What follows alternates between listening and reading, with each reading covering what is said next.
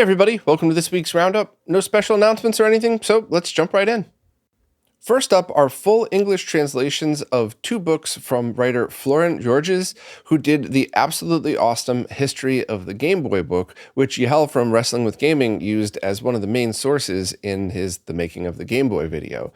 And in that documentary, he shouted him out. There was no thievery going on or anything, but it did kind of make a lot of people think, well, what's up with this book then? If this was such an awesome source with so many unique things that no one else really found for their documentaries on the Game Boy. And it turns out that Florent had made a couple of books, but none of them were, or most of them weren't in English at the time. So now officially you could pick up right from Amazon the translated versions and get the history of both the Game Boy and the Famicom NES if you wanted to. So, I'm obviously into history, not even just video games, and I think unique looks into the past like this, especially when it's not just the same stuff regurgitated over and over, is always really cool to see. And it was pretty impressive that even in both the documentary and the book, there's things that I had never heard of, even though I kind of grew up in this era and was following it in real time and always kind of wondered some of this stuff. So if you're into video game history or just want some pretty cool books, definitely check out the links in the post. And as always, if you want a visual version of something like this, check out Yehel from Wrestling with Gaming's documentary. Next up, Kuro just released an updated profile pack for the RetroTink 4K that includes a profile that emulates the JVC-D series CRTs. And this is important for a couple of reasons. First, the JVC-D series are widely known as some of the best slot mask CRTs ever made. I've owned a couple and they were all absolutely outstanding, even the ones that weren't in the best condition. I had one that we fully recapped, I had one that Steve from RetroTech recapped and calibrated, and I also had just another one that I didn't do any work to that still was great, even though the geometry wasn't perfect on it. And if you're able to find one of those, they have curved screens, component video inputs. They're really excellent. However, the 27-inch that Kuro did this profile off of is also either the exact tube or really similar to ones that are found in many candy cabs. So anybody looking to chase a really accurate arcade experience on a flat panel might really want to consider trying this one out if you own the RetroTink 4K, of course, because this could get you as close as possible. Now, the only other thing to note is that Kuro did these comparisons on a 48-inch LG C1W OLED, or WOLED, or however you want to say them. And that means that your results might be different. This is one of those things where every size and type of flat panel is going to present the image in a much different way. So there's no harm in trying this, but if you fire it up and you don't get the exact same results, maybe you could tweak it a little bit. Maybe it's just going to be fine, just slightly different. But that's one of those things that, I think as these profiles mature and as people like Kuro spend a ridiculous amount of time and effort getting them as good as possible, we should all be kind of helping out to see if we could tweak them. And, if we notice that, on a different type of OLED screen or a different size, you should use this instead. It would be really cool to just kind of get that information out there and share it. But as you can see from the comparison shot here, for anybody watching this on video, it is ridiculously close to how the actual JVC-D series CRT looks. So if you're into this stuff, the profile packs are free. The RetroTink 4K obviously isn't, but if you already own a Tink 4K, this is something you should absolutely try out and just have realistic expectations. If you're like me and most of your TVs are the absolute cheapest, found it from Goodwill, got it at a super sale at Walmart type of thing, probably not going to look great. But if you do have at least one TV, I do have one nice one OLED, then maybe it's going to look equally as good or close to as good on yours. But it's definitely worth giving a try either way. So thanks to Kuro for doing all of this, and it's really, really cool to be able to see this stuff get so close to the original.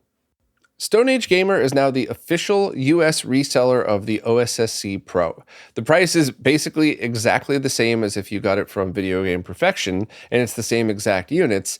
It's just that if you're in the US, you'll save on shipping, and it'll get there faster.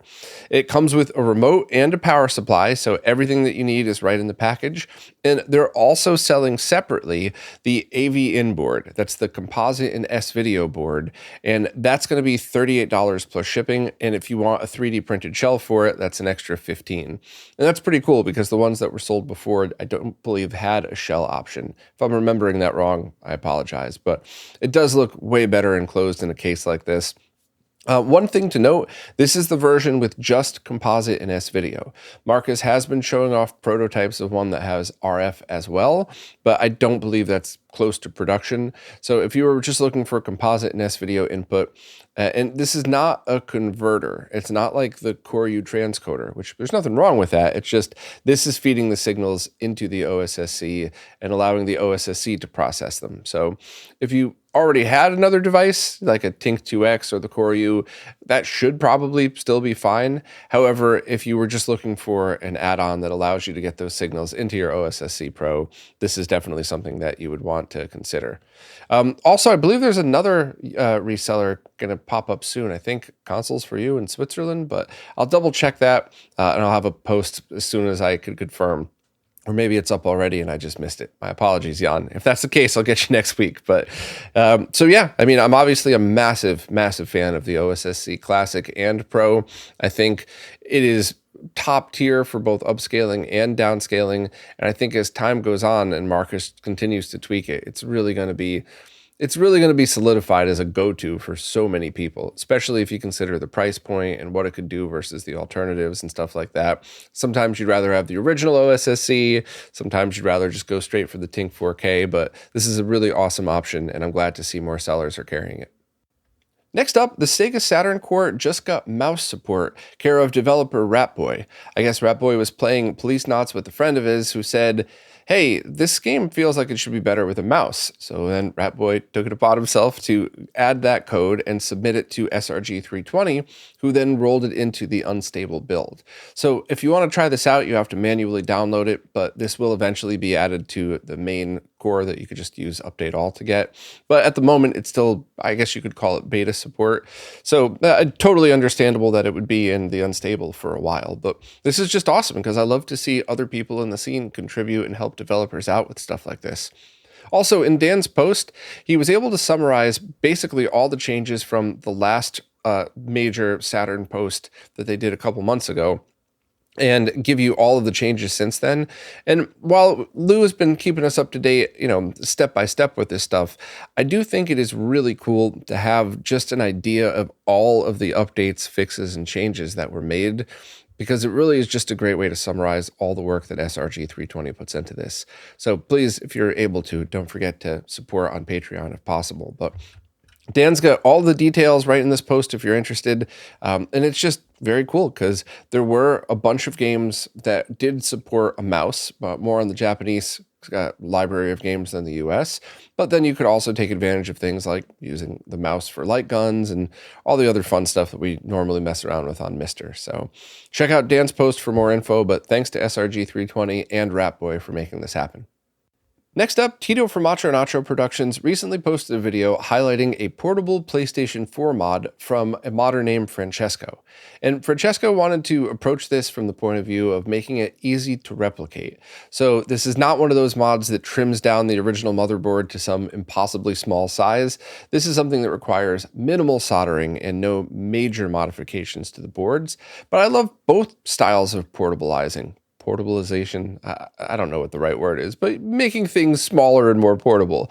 I like that this could be done by people that aren't super soldering experts and who just might want your PlayStation 4 in a laptop style, lunchbox style case where you could bring around with you. But I also love the other side, those really detailed and crazy handhelds that people make from original consoles. So if you want more info on this, you want to see it in action, check out Tito's video. But in his post, he also embedded the original pictures from the project. So, I'm always a fan of this stuff, and I always really enjoy watching videos on it and just seeing how something like this would have been done. And even if it's not a project I'm interested in, I still always like watching the videos on it. So check it out if you're interested. Now it's time for this week's Mr. Updates, care of Lou from Lou's Retro Source. As usual, I'm going to skim through these and just give my thoughts where I feel like it, but if you want visual examples and more details, please check out Lou's video. First up, Entirely Tom and Raspberry Leap made some 3D print files available for a Tap2 NFC reader that incorporates an eject button. And this is not something that you need at all, but neither is Tap2, and I still love it and think everybody should at least, consider using it just because the tactile way of launching games is so much fun. And I love stuff like this. I mean, imagine integrating this into one of those Famicom disk system cartridge reader, card reader thingies that are out there so that you could actually press the button to eject it. I think that's really neat. Wizzo also posted a 3D model of the PN532 USB-C module that's commonly used in Tap2 projects. So you could use them in your own projects if you'd like. I'm a huge fan of this stuff. I think that while you don't need it and not everybody's going to want it, having physical ways to launch games is just something that's a lot of fun. And I could just think of so many different scenarios where you'd want to use something like that. Next, if you're interested in reading some about more technical info from a core developer, check out the post from Pirko. He's currently developing a core for Pandora's Palace, which is an early arcade game by Konami, and is posting some technical info about the game. So I always appreciate that. Thank you, Pirko, for sharing your knowledge. Also, for anybody who ordered a Mr. Pi and are looking for a case for it, RetroFrog will soon start selling them. They'll go on sale this Saturday, September 28th. They're going to cost $30, and they're going to be 3 different color variants. So that's pretty cool. We'll probably post or at least repost on social media when that happens. Next, as I quickly mentioned last week, SRG320 updated the SNES core to increase the BRAM size to 256K and added some fixes in the SMP and SCPU. And those allow Super Mario Maker from the developer Infidelity, as well as Rendering Ranger to work. So thank you to SRG320 for working on this. Such work to add just 2 games. You totally could have said, I don't have time for that. I'm working on the Saturn core, and everybody would have gone, yeah, that's fair. But you still did it anyway. So thank you. We all really, really appreciate it. Next up, Hotego has added Avengers to the JT Trojan arcade core, but this is not the Marvel Comics game. This is a top-down beat-em-up arcade game by Konami. And this core is released directly to the public, as well as the Circus Charlie core. So all you need to do is run update all or whatever your updater is to get this, and both of those cores are now available. It looks like there's going to be some more consoles from Taki. He's been talking about them for months about different Mr. based stuff. And one of them is even showing a PlayStation theme and hinting that it'll run CDs. So as usual, I just, I'll let everybody know that the stuff's being teased, but until it's a thing, it's just a product being teased. And I would say that about everything. So, I'm not picking on anybody here. I'm just saying I do understand why companies like to hype stuff before release, but very often it doesn't match what the original vision is. So I like to be cautiously optimistic, as always, about this stuff. So that's it for the Mr. stuff this week. If you rely on Lou as much as I do, please consider supporting him on Patreon. And thank you very much, Lou, for always keeping everybody up to date with this stuff. And at the very least, throw him a subscription on YouTube, because that's free. Next up, Wobbling Pixels recently released completely overhauled profiles for the RetroTink 4K that allow for much more accurate emulation of displays found in the original Game Boy DMG, Game Boy Color, Game Boy Advance, and the Sony PlayStation Portable 1 to 3000. There also is profiles added for the Swiss RetroTink 4K optimized mode that disables the game's internal scaling and relies solely on the Tinks processor, which allows for a sharper image and potentially, in some cases, up to 1 millisecond of lag saved, which is funny, but also, we'll take any little bit you could get. But it is just incredible that homebrew devs could start tweaking stuff like this and give us more performance. Even if 1 millisecond isn't really noticeable, it's just still fun to know that that stuff is being done. Some of the most important things about these aren't just that they look closer to the LCD screens or the original screens of these things, but the color and brightness accuracy as well. And the color conversion stuff I never realized how important it was until Dan Mon's post a couple months ago. And then I really started to understand what a big deal it is to match the way these games were supposed to be seen. And you could really see that with the comparison shots that Wobbling Pixels put up on social media that I have shamefully stolen for this post here. You could really see how, if anybody is watching this on video, the original Game Boy Color for Link's Awakening, just adding a mask with no color correction looks great, but it doesn't look like the original screen. Whereas if you add these profiles, now it does. Same thing with the PSP and other stuff like that. So thanks very much once again to everybody who creates profiles for the Tink 4K, because by itself, it's already just the absolute king of scalers these days. But when you start to add all of these community focused stuff, it just really shows what could be done with this thing. And I can't wait to see what's coming next, because there's just so many awesome profiles now. So once more people get involved, the tweaking is probably going to reach insane levels, and I love it. Keep them coming, everybody. Thanks very much to Wobbling Pixels, to Mike G, and to everybody who contributes. Next up, Reese just posted a video showing everybody an easy way to update Windows. Windows 95, 98, Millennium, XP, 2000, all of the old school versions of Windows that haven't been supported in decades. And it is really cool to see some of the community come around and build alternatives for these updaters so that you could still get all of these things running for your retro software. And for me personally, I run into a ton of issues with Windows 7 in the rare moment that I need to go back to that for whatever crazy capture MD4A thing I'm doing. And it's just gotten impossible for me to use Windows 7 these days. So I'd love to find something like this for that. But also Windows XP, occasionally I have to go back to for some old software that you need in order to do an update on something or whatever. And it's nice to know that I'd be able to just connect it to the internet and go to a place where I could do this without having to fumble with packs and slipstreaming and all the stuff that I used to do for a living that I never liked. I got quite good at it for a long time and always just thought there could have been so many better ways to do it from Microsoft, and now the community has stepped up and done it. So Reese's video walks you through it. It's super easy. And there's also a couple of alternatives as well that he just kind of goes over towards the end. So if you want more info, please check out his post. But anybody who's using retro PCs, even if they're working totally fine as is, I would strongly recommend reading the post and checking out the video in case you ever run into a scenario where you need to do an update and you don't want to start just messing around with stuff. Because, maybe I just have bad luck. It's very plausible, but very, very often over the years, after things have become obsolete, when I go back and try to update them, I run into some kind of weird issue and often have to just reinstall the operating system and then try updating a different way. So thanks to Reese for doing this. And of course, thanks to all the teams of people who are working on building the updaters themselves who allow us to have that functionality. Next up, Martin Donlin, aka Wickerwaka, has recently posted a couple of videos showing how he does some of the reverse engineering of arcade boards for use in Mr. FPGA cores. And part of the thing that he was showing was what he's calling a Pico ROM, which is an 8-bit ROM emulator and a DIP32 compatible form factor that its main use case is for rapid iteration when experimenting with arcade hardware. It could emulate ROMs up to 2 megabits, 256 kilobytes, and in size and speeds of 100 nanoseconds. So in this video, he kind of shows how to use this thing and go through, but then in a follow-up video, he shows how to use a logic analyzer to test how the GA25 graphics processor accesses memory and how that memory is shared with the processor. So this is all higher level technical stuff, and even dum-dums like me were at least able to understand the concepts and follow what he's doing, although I definitely don't have the skills to repeat it without quite a lot of practice.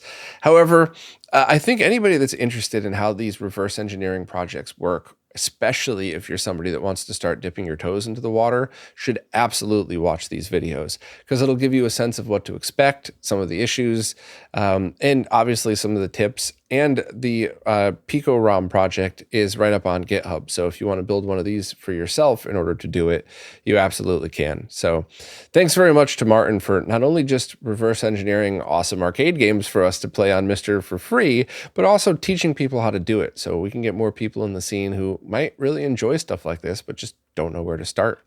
And if you want to hear more from Martin, check out an interview we did a while back.